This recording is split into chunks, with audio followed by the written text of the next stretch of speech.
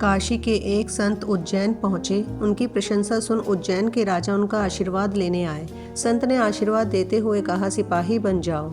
यह बात राजा को अच्छी नहीं लगी। दूसरे दिन राज्य के प्रधान पंडित संत के पास पहुंचे। संत ने कहा, अज्ञानी बन जाओ।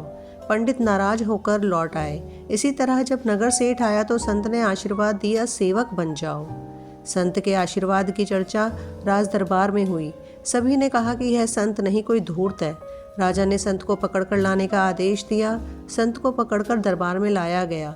राजा ने कहा, तुमने आशीर्वाद के बहाने सभी लोगों का अपमान किया है, इसीलिए तुम्हें दंड दिया जाएगा। यह सुनकर संत हंस पड़े।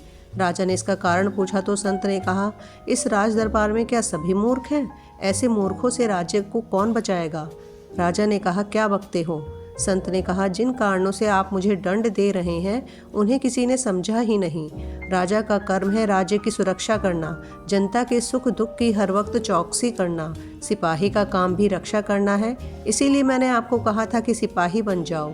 प्रधान पंडित ज्ञानी होता है। जिस व्यक्ति के पास ज्ञान हो सब उसका सम्मान करते हैं, जिससे वह अहंकारी हो जाता है। यदि वह ज्ञानी होने के एहसास से बचा रहे तो अहंकार से भी बचा जा सकता है। इसीलिए मैंने पंडित को अज्ञानी होने को कहा था।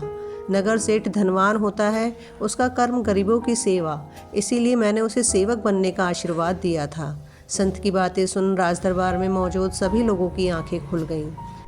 For more videos please like and subscribe the channel.